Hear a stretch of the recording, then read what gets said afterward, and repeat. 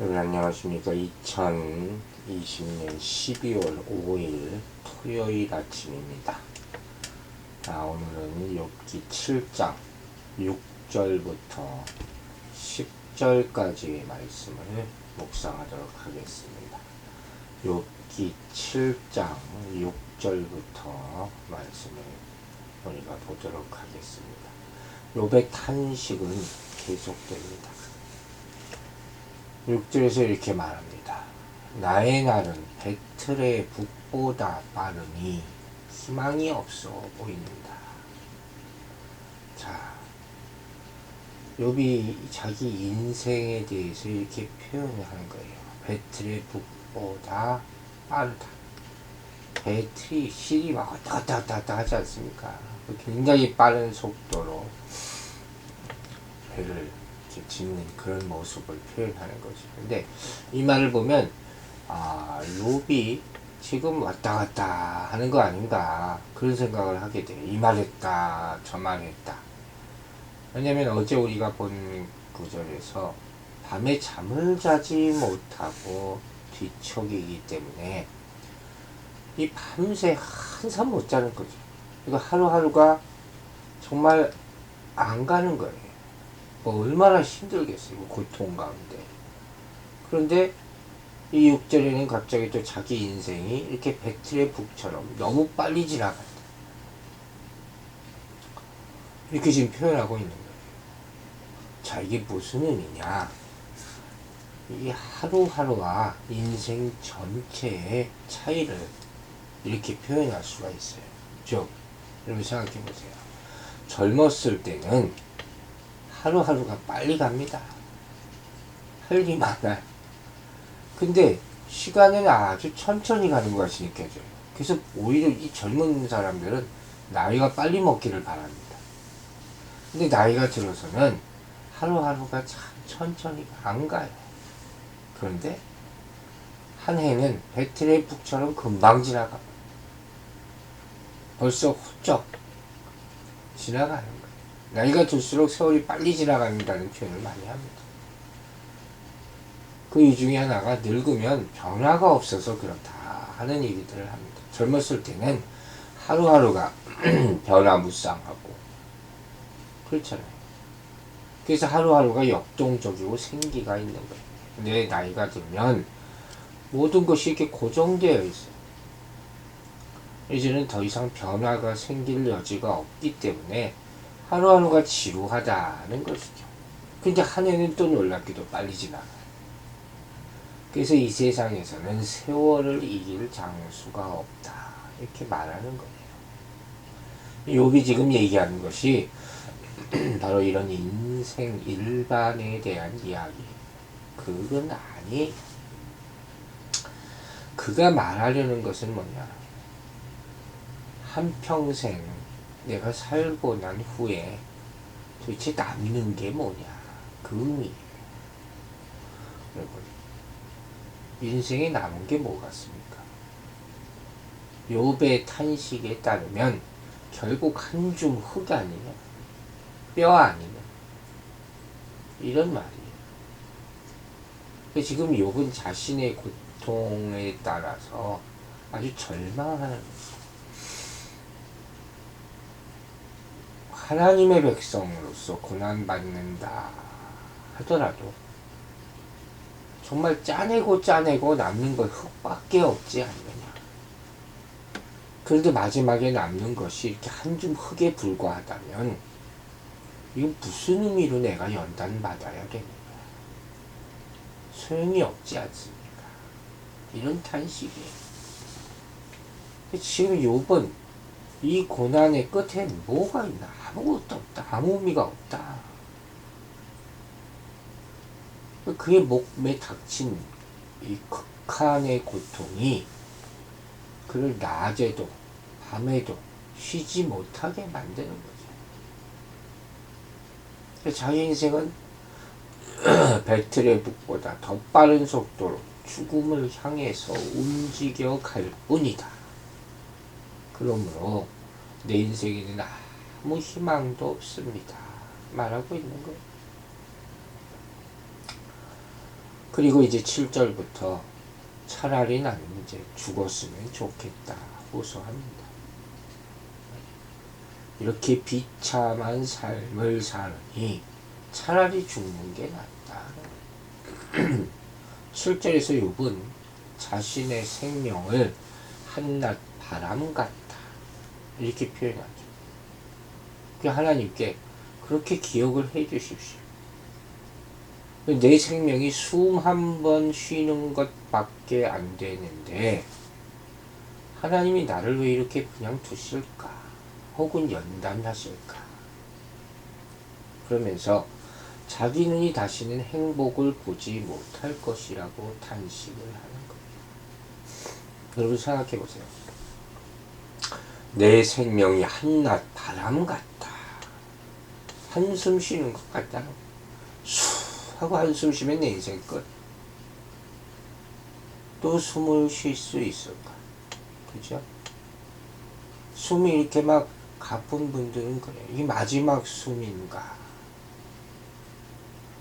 이 숨진 숨 거두는 분들은 마지막에 이게 숨이 다 빠져나갑니다. 그 소리를 다 느낄 수 있어요. 이 가운데 자기가 느낀다. 이제 내가 죽는구나. 인생 소망이 완전히 없는 상태. 그때는 뭐 물질이고 명예고 다 소용이 없어요. 욥은 이걸 느낄 정도로 고통이 심한 거죠. 아, 이제 죽음이구나. 차라리 빨리 왔으면 좋겠다. 사형 선고를 받고 기다리는 사람의 마음과 똑같은 상태가 지금 욥의 상태. 이 시간이 어려운 거예요. 여러분 누구나 극한 상황에서는 이럴 수 있어요. 다시 내가 행복할 수 있을까? 다시 내가 가족들을 볼 수가 있을까? 이 마음이죠. 그런데 참 놀라운 것은 욥은 이 와중에서도 나를 생각하옵소서 하고 하나님께 구하고 있는 것이에요. 이 기도라니까. 그냥 탄식이가 같지만 하나님께 하는 탄식이 기도가 될 수가 있는 거예요. 혼자 쉬는 한숨이 아닙니다. 하나님을 향하여 독백처럼 말하고 있어요. 큰 원망도 없습니다. 나의 눈이 행복을 보지 못하리라. 이제 내 인생에 소망이 없다 하는 그런 심각한 상태에 빠져 있음을 표현하고 있는 거죠. 그리고 8절에서는 이제 욥을 보았던 사람들도 나를 더 이상 볼 수 없을 것이다 라고 말합니다. 심지어 하나님조차도 욥을 찾으려 하셔도 찾지 못할 것이다. 더 이상 자기가 세상에 존재하지 않을 것이기 때문에 이렇게 표현하고 있는 거예요.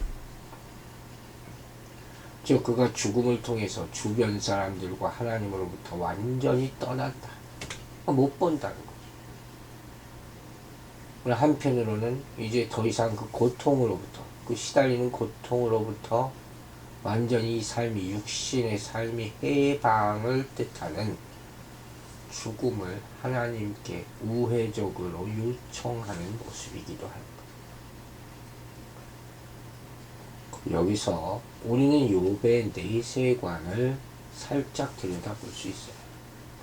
나를 보지 못할 것이다. 그럼 이제는 뭐라고 얘기해야 됩니까? 하나님 만남만이 남아있다. 그거예요. 이 땅에서 보지 못하면 그리스도인으로서 하나님과 만나는 거죠. 세상에서 사람들이 보지 못해요. 죽으면 못 보는 거죠. 이게 떠나보내는 그 슬픈 거죠. 그러나 하늘나라에서는 만날 것이다. 사실 이렇게 고백해야 되는 거예요. 여러분, 우리는 끝까지 하나님 만날 소망은 버려서는 안 돼요. 잊어서도 안 됩니다. 이 땅에서는 다 떠날 날이 오지요. 그러나 천국에서 만나게 될 줄로 믿으시기 바랍니다. 9절부터 10절 내용도 마찬가지예요. 욥이 이 극심한 고통과 아픔 가운데서 건져달라고 하나님께 호소를 하지 않습니까? 그래도 별다른 응답을 얻지 못해요. 그러니까 계속 죽음의 세계, 수월을 언급하면서 죽음에 대해서 자꾸 얘기하는 것이에요. 죽음이 하늘을 가로지더라도 순식간에 흔적도 없이 사라지는 구름과도 같다. 이렇게 얘기해요. 즉, 한번 구름이 이렇게 휙 지나가면 다시 안 돌아오잖아요. 마찬가지로 죽음도, 죽음의 세계로 내려가는 자도 다시는 지상세계로 올라오지 못할 것이다. 죽음에 대해서 정말 많이 생각한 거예요. 그러면서 두려웠겠죠. 다 못 보니까. 그러면서도 이 고통 가운데 있으니까 빨리 죽었으면 좋겠다. 아, 참 얼마나 힘들까. 또 10절에서는 뭐라고 표현합니까? 한 번 죽은 자는 결코 자기 집으로 돌아오지 못한다. 그가 살던 곳 역시 그를 알아보지 못할 것이다. 죽음 이후에 그의 삶이나 그와 관련된 모든 기억이 그의 처소로부터 다 사라지는 거예요. 그리고 다른 사람이 이제 그 집에 살게 될 거 아니에요. 그 이전에 있던 모든 것들은 자기를 몰라볼 것이다. 이 땅의 세계로부터 완전한 이별을 하게 될 것이다. 고통과 아픔의 기억조차 완전히 잊어버리는, 그걸 바라고 있겠죠. 왜냐면 천국에서는 눈물 흘릴 일이 없어요. 이 땅의 기억을 가지고 천국을 간다면 그것은 천국이 아니겠죠. 그래서 또 천국의 소망이 있기는 한 거죠. 죽음의 의미라는 것이 참 다양한 겁니다. 깊은 거예요. 그리고 10절에 가서 다시 또 하나 나옵니다. 여러분, 인생에 반복은 없어요. 인생은 그냥 걸어가는데 앞을 향해서 단회적인 거예요. 다시 태어난다면 그런 건 없어요. 우리가 회춘 그런 말을 합니다. 얼마나 젊어지고 싶으면, 다시 봄이 온다면 내 인생에, 기분으로 그럴 수는 있겠죠. 그냥 앞으로 갈 뿐이에요. 그래서 바로 지금 깨닫는 인생이 진짜인 거예요. 안타깝죠. 다시 살 수 없다는 것, 기회가 없다는 거니까 얼마나 안타깝습니까? 그러나 여러분, 안타깝기만 해서는 안 돼요. 이것을 깨달았을 때 오늘을 정말 소중히 여기고 살아야 한다 하는 것입니다. 내게 주신 기회, 단 한 번의 인생을 잘 매듭 지어가면서 살아야 하지 않겠습니까? 이걸 깨달아야 하는 거예요. 오늘은 다시 오지 않습니다. 그러므로 순간순간을 의미 있게 살아야 할 것입니다. 여러분, 자신의 죽음에 대해서 이제 직감하는 거 심각하게 생각해요. 지금 병세로 보면 얼마 살지 못하고 죽어요. 그러니까 이 죽으면 어떻게 될까가 가장 큰 관심사죠. 일반적으로 죽음을 생각할 때는 언제입니까? 사람들이 병에 걸렸을 때죠. 큰 병에 걸려 병이 깊어지면 죽음을 생각합니다. 또 욥의 고백처럼 이렇게 종이나 노예같이 평생 살다가 차라리 죽었으면 좋겠다 하고 생각하는 사람도 있지요. 또 하나님의 백성이 죽음을 생각할 때가 있습니다. 큰 연단 가운데 있을 때. 왜 그렇게 힘들까요? 하나님은 우리가 연단 가운데 있을 때는 일체의 미래 비전이나 소망을 보여주시지 않아요. 광야예요. 그리고 우리의 하루하루가 정말 기적같이 이어지게 하십니다. 어떻게 보느냐 관점에 따라서 물론 이때 하루하루를 살아가는 그런 긴장도 있지만 전체적으로 보면 내 의지대로 할 수 있는 것이 없어요. 아무것도 없어요. 그래서 이 인생 살아 못하나 하는 생각을 누구나 하게 되는 거예요. 여러분, 이런 말들 해요. 무슨 재미로 사나? 그죠? 인간이 이 세상을 사는 맛이 뭡니까? 좀 내 맘대로 내 하고 싶은 거 좀 할 수 있을 때, 먹고 싶은 거 좀 먹을 수 있을 때, 그래야지 좀 살만 난다 얘기하지 않습니까? 하지만 때로 하나님이 우리를 연단하실 때는 이 세상에서 내 마음대로 할 수 있는 것을 단 하나도 허락지 아니하실 수가 있어요. 욥의 탄식처럼 내 마음대로 할 수 있는 한 가지가 있다면 오로지 숨 쉬는 것. 이것도 얼마 안 남은 것 같아요. 그래서 어떤 사람들은 너무 답답하니까 한순간이라도 좋으니까 좀 내 맘대로 해보고 싶습니다. 끝까지 이렇게 말하는 거예요.